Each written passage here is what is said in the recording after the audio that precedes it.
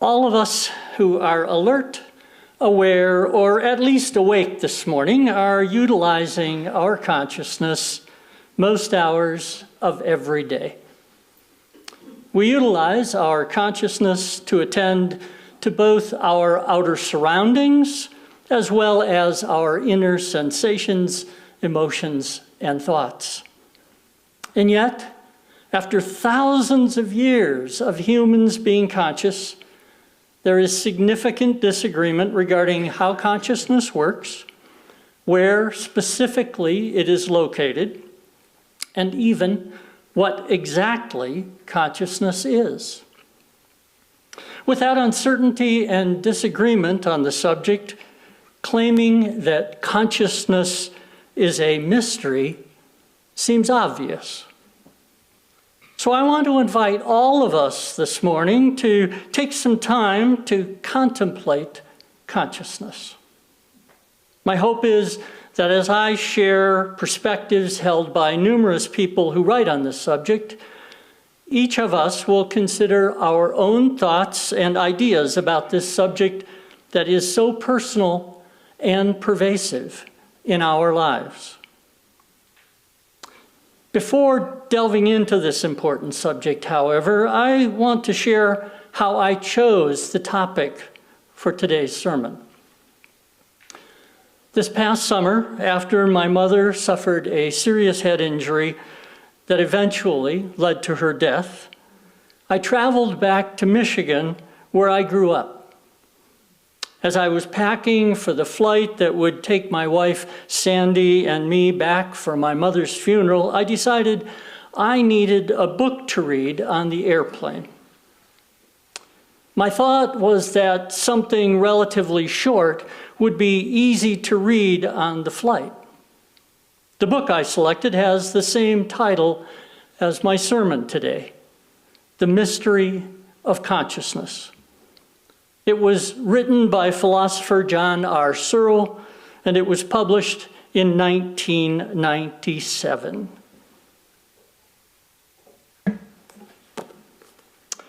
As you can see, it is a small and short book. It is not, however, an easy read.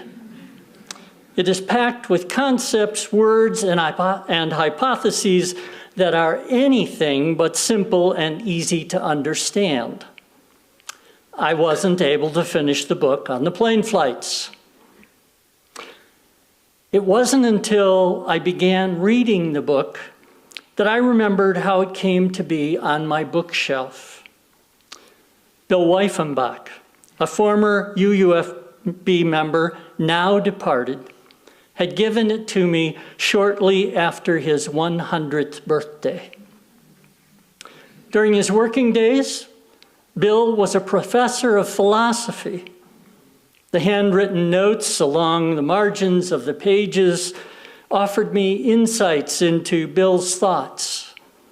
It was clear from his notes that he had questions and concerns, both about the author's perspectives as well as the perspectives of other writers on the topic who the book's author reviews and critiques. As I mentioned previously, the book was published 25 years ago in 1997. With the speed at which things have changed over the past 25 years, you might think that the information contained in the book would be completely out of date. Not so. The only thing I found that was out of date involved a statement Searle made about people being reluctant to study and write on the subject of consciousness. I did an internet search for new books on consciousness. In 2023, at least 24 new books were published on the subject. The titles of these books made it evident there is a broad, very broad range of perspectives and theories about consciousness. Here is a small sample of the titles.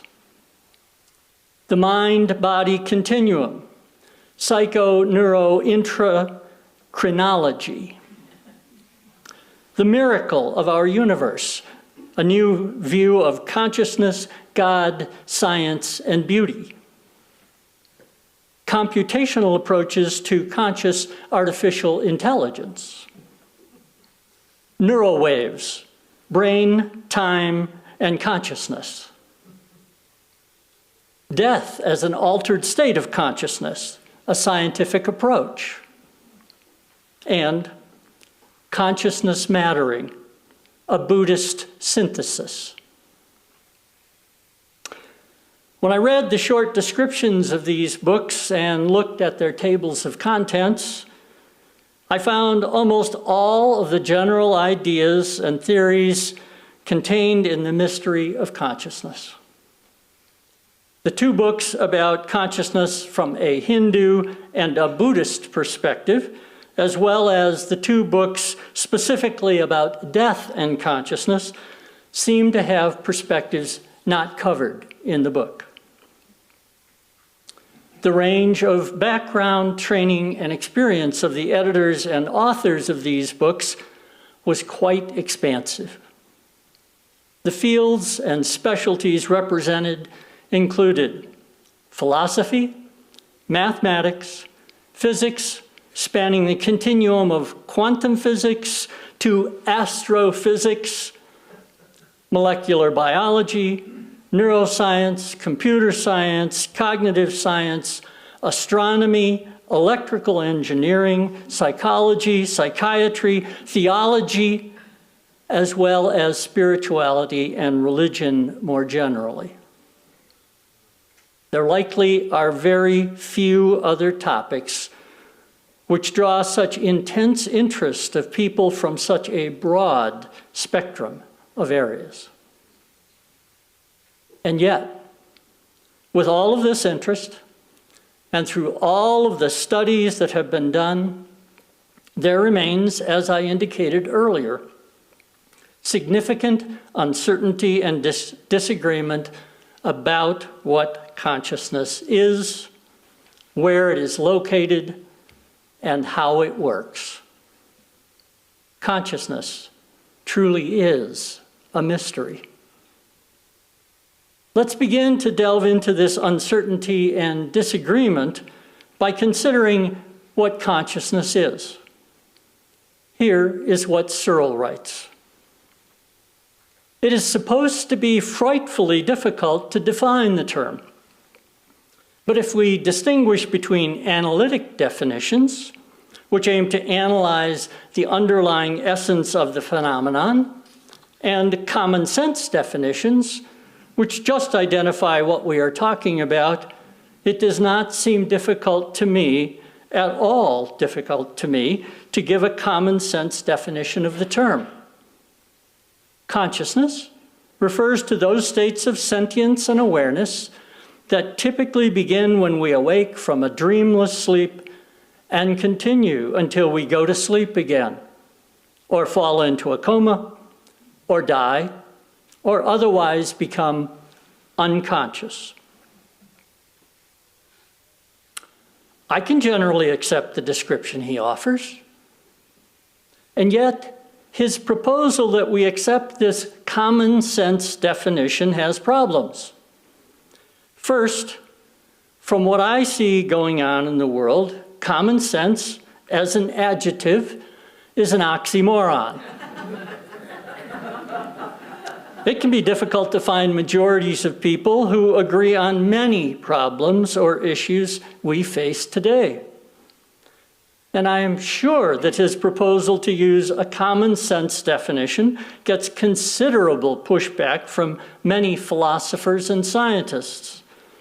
They would rightly argue that to fully understand an issue or solve a problem, you need to have a clear, accurate, and thorough conception of what you are addressing.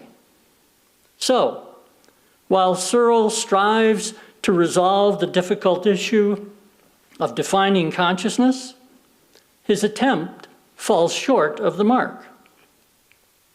along with the difficulty of coming up with a clear, accurate, and thorough concept of what consciousness is, there is a second problem. Searle asserts that conscious states only exist when experienced by a subject, and they exist only from a first-person point of view of that subject. In other words, each one of us has our own conscious experiences which are exclusive to us. Others can get only a general idea of what our conscious experiences are through our actions or our words.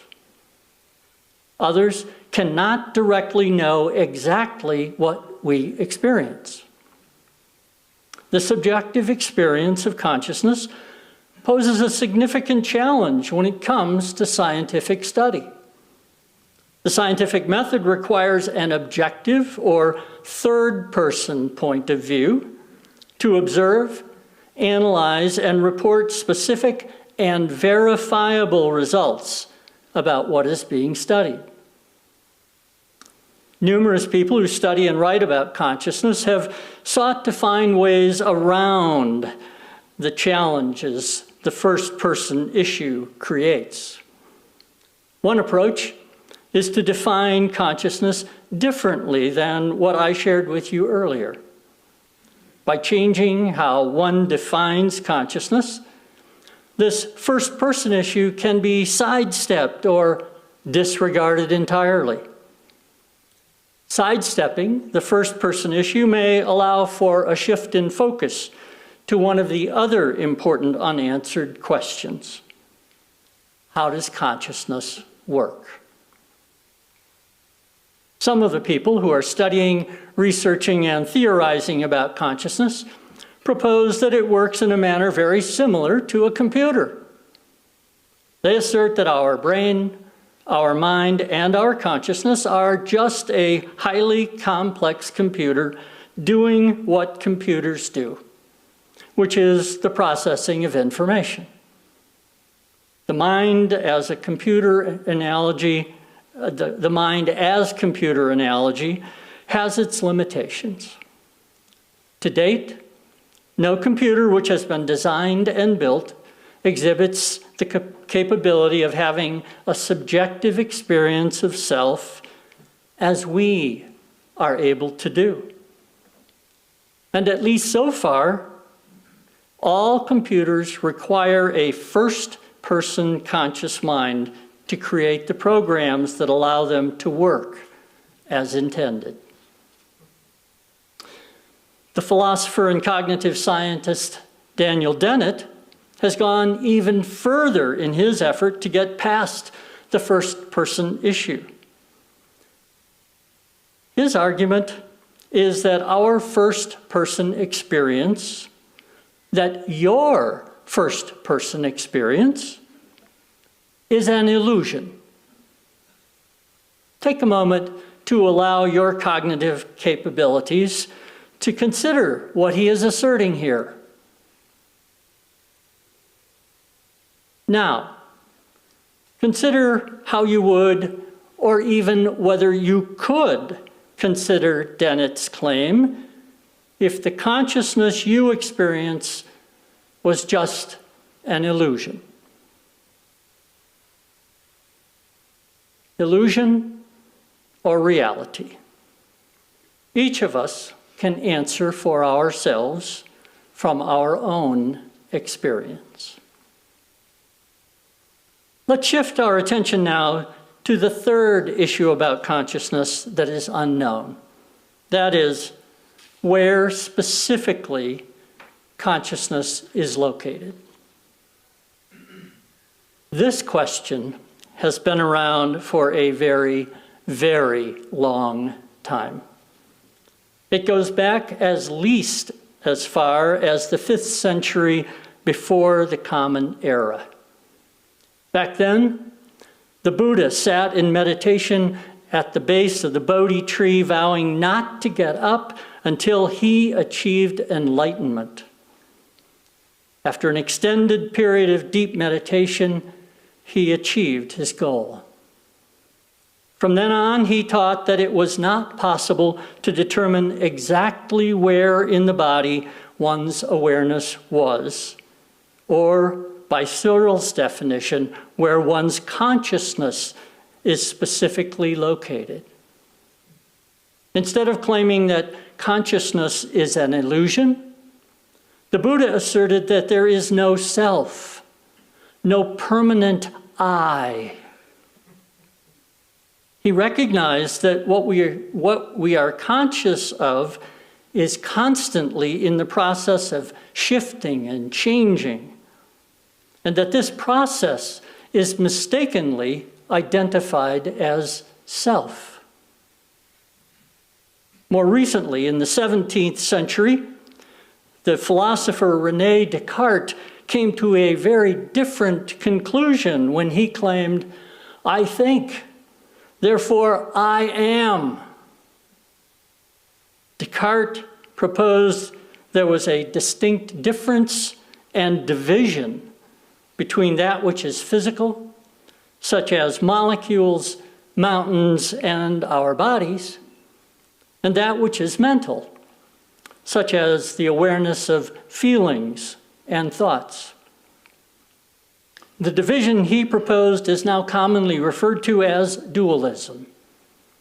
Dualism has led to what is commonly known today as the body-mind problem. From this dualist perspective, the mind, along with consciousness, are distinct and separate from the physical world. This means that mind and consciousness are not bound by the laws of nature. In the Middle Ages, this perspective had a number of advantages. For example, it offered a kind of pressure relief valve or tenuous safe zone between the religious authorities and scientists of the time. As a result, Galileo was able to explore and postulate about the physical world, specifically the planets and stars, even though what he was discovering was at odds with the Church's teachings that the Earth was the center of the universe. Today, as in the past, many people who have strong religious, spiritual, and/or metaphysical beliefs hold this dualist perspective. On the other hand, a majority of those who have significant education, training, and experience in fields that are based on the scientific method find dualism untenable. They disagree with dualism's premise that there is a separation between that which is physical and that which is mental. For those who accept dualism, the question of where consciousness is specifically located can be answered in a number of different ways. One is that God is conscious, and since humans were made in the image of God, our consciousness comes from God. The late Sir John Eccles held such a perspective. Eccles was a 20th century neurophysiologist and philosopher from Australia who, in 1963, won the Nobel Prize in Physiology or Medicine. He claimed that, and here I quote, "Every soul is a new divine creation infused into the human embryo." End quote. For Eccles, the soul and human consciousness are part of an immaterial mind which acts through the mental brain. Others who don't share Eccles' concept of a single God propose that a plurality of separate and distinct psychic beings or minds constitute reality. This view is called panpsychism. According to panpsychism, Consciousness can reside in something as small as an atom or as large as a planet or star. The perspectives put forth by the 20th century English mathematician and philosopher Alfred North Whitehead may fit into panpsychism. His philosophical views, called process philosophy, were subsequently used in the development of process theology. Returning now to the book, The Mystery of Consciousness, John Searle claims that consciousness is a natural biological phenomenon. He goes on to state that brain processes do cause our states of consciousness. Both of these views are shared by the 20th century English biologist, biophysicist, and neuroscientist Francis Crick, now departed. Crick, along with James Watson, won the 1962 Nobel Prize in Physiology or Medicine for their work on the structure and functions of DNA. The perspectives that consciousness is a biological process that is caused by the brain is well and good. But there is one significant problem. Here is how Searle states the issue. We don't have a clear idea of how anything in the brain could cause conscious states. At this point, there shouldn't be any doubt that consciousness is a mystery. Even after extensive efforts by the best intellects humanity has known over thousands of years, consciousness remains a mystery. Today, we humans live with important questions about consciousness unanswered. So why should we spend any time thinking about this mystery? There are many answers to this question, too many to name this morning. But I want to mention a few answers that I think are significant. I begin with a quote from Searle's book. He writes, "Consciousness is the condition that makes it possible for anything at all to matter to anyone. Only to conscious agents can there ever be a question of anything mattering or having any importance at all." I agree with him. More answers come from our 7 principles and 6 sources. Our 4th principle says we affirm and promote a free and responsible search for truth and meaning.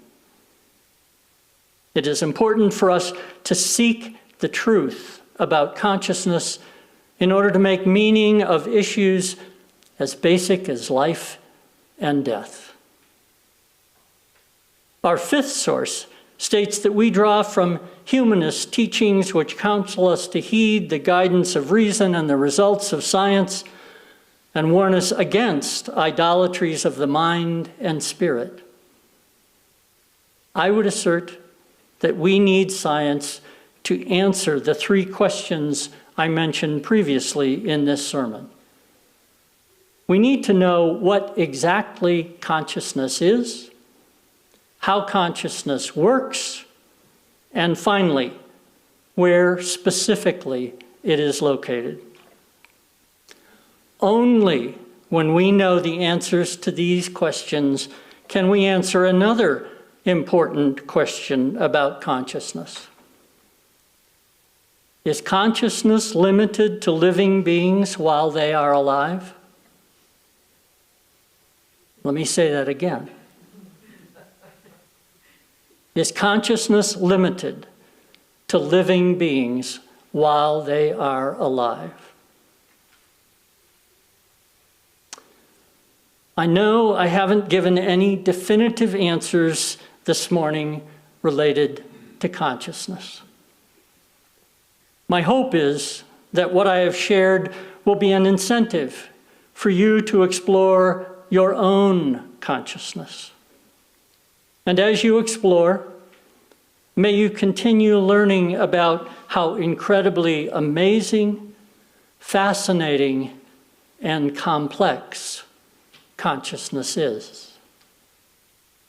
May it be so.